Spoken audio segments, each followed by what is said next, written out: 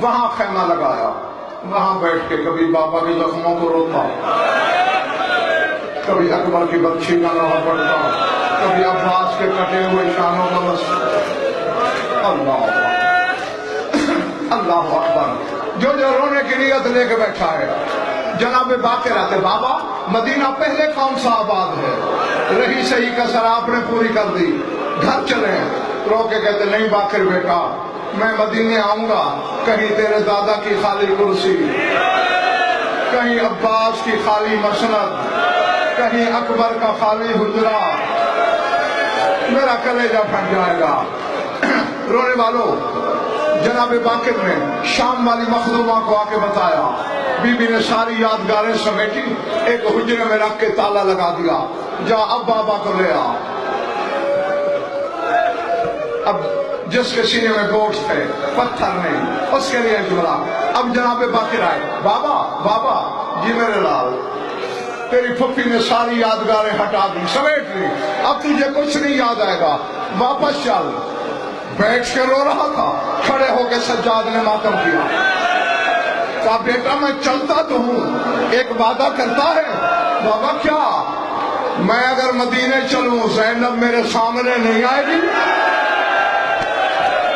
میں جب پھوپھی کو دیکھوں گا مجھے بازار یاد آئے گا، شرابی کا دربار یاد۔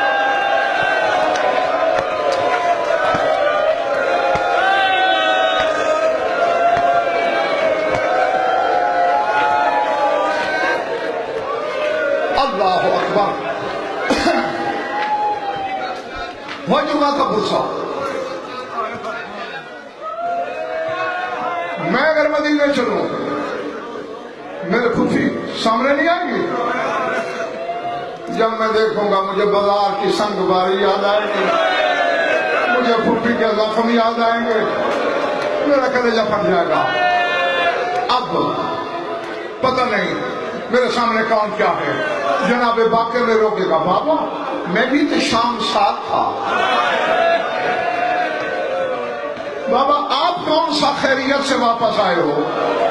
بابا آپ کی پشت پہ ناخن جتنی جگہ خالی نہیں جہاں شمر نے کربلا کی تاریخ نہ لکھی ہو۔ لیکن بابا حیرانی ہے، روتے پھر بھی پھپھی کے زخموں پر۔ اب اگر پتھر بھی ہے نا تیرے سینے میں، پتھر کا پکار۔ منہ پہ سجاد نے تماچے مارے، کہا بیٹا زخمی میں بھی بڑا ہوں، لیکن جب سے شام سے آئے ہیں میں پشت کے بل سو جاتا ہوں، میری پھپھی ایک رات نہیں سو۔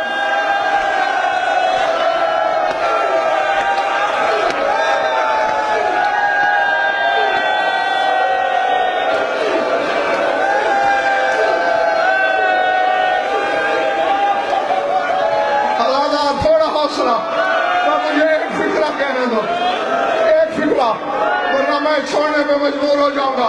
مولا تیرا پرسہ قبول کرے۔ جب یہ کہنا ایک رہا، ہاں یعنی اب ذرا اندازہ کر سکتے ہو علی کی بیٹی کے زخموں کا۔ یہ پردہ بھی دیکھیں، عزادار بھی دیکھیں، یہ عباس کا علم ہے میرے ہاتھ میں۔ بی بی ام لقمان نے، جناب مسلم بن عقیل کی ہمشیرہ ہے بی بی ام لقمان، اس نے پوچھا تھا علی کی بیٹی سے کہ بی بی تیرے یہ داغ تو سمجھ میں آتے ہیں، تیرا یہ گلے کا نشان بھی سمجھ میں آتا ہے، بی بی تیرے رخسار زخمی کیوں ہے؟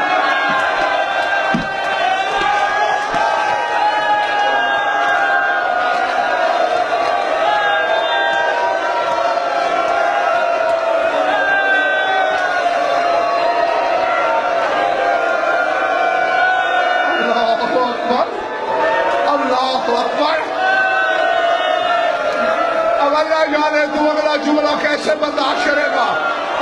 جب پوچھا نا تیرے رخسار زخمی کیوں ہیں، علی کی بیٹی جلال میں کھڑی ہوئی، کہا ام لقمان مجھے پہلے ایک سوال کا جواب دے۔